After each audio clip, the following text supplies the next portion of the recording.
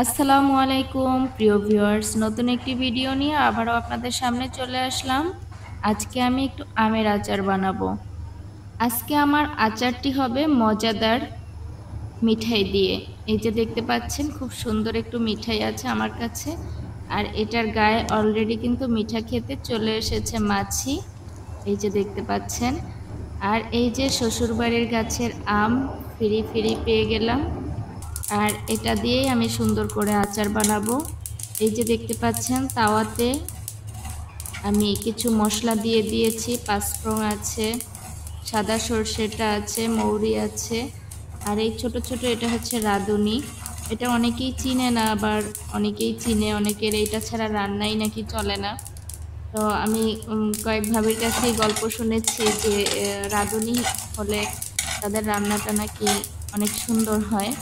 তো দেখি আজকে আমি একটু রাঁধুনি ব্যবহার করব। এই ফার্স্ট আমি আচারে রাঁধুনি দেব, দেখি কেমন হয় খেতে। সাদা সরিষাটাও দিয়ে দিলাম একটু। তো এটা এই যে দেখেন, লো হিটে সুন্দর করে ভাজতেছি, আর এটা কত সুন্দর করে ফুটতেছে। ফোটার সিস্টেমটাই অনেক ভালো লাগতেছে। খুব সুন্দর করে এটাকে নেড়ে চেড়ে একেবারে ফুটিয়ে নিতে হবে। এটাকে ভালো করে বেজে নিতে হবে। এই যে দেখতে পাচ্ছেন, আমি নেড়ে চেড়ে সুন্দর করে ভাজতেছি এটাকে। আমার ভাজা হয়ে গেলে এটাকে ঠান্ডা করে তারপরে এটাকে একটু ব্লেন্ডার করে নেব। সুন্দর করে যখন এই করবেন, লো হিটে রেখে আস্তে আস্তে নাড়াচাড়া করবেন, দেখবেন আপনাদের পাঁচফোড়নটা, তারপরে মশলা অন্যান্য যে ইয়েটা দিবেন সুন্দর ভাজা হয়ে যাবে। সাথে 3টা মরিচ দিয়েছি, মরিচটা আগে একটু ভাজা ছিল, তারপরে আবার একটু দিয়ে দিলাম যেন একটু গরম হয়।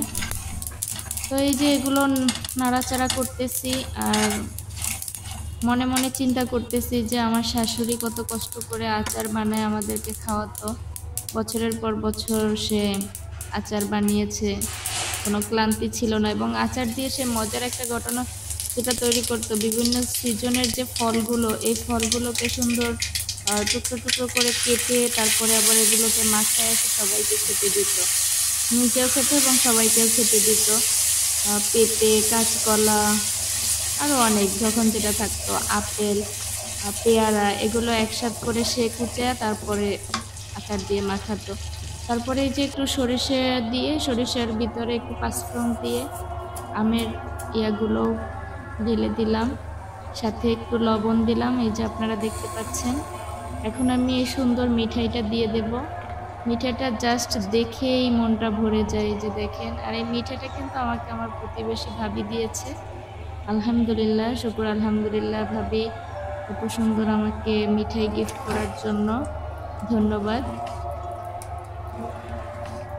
তারপরে এই মিঠাটাকে এখন একটু নাড়াচাড়া করব।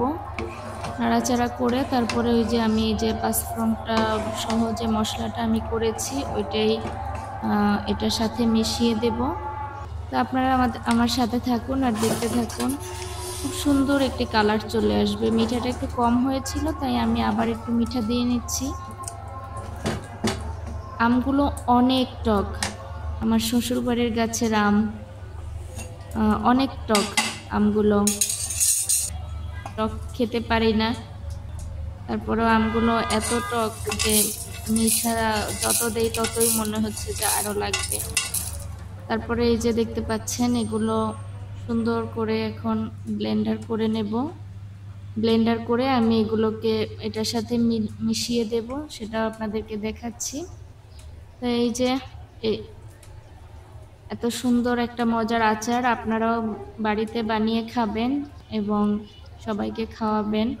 তো আমি আচারটা বানানোর মেইন ইয়াটা হচ্ছে আমি নিজে খাওয়ার জন্য না, ছেলেরা খুব বেশি পছন্দ করবে আচারটা। ওরা যেহেতু আম বেশি পছন্দ করে, বিশেষ করে টক আমটা বেশি খায় ওরা, তো ওদের পছন্দ হবে, এই জন্যই একটু বানিয়ে নিলাম।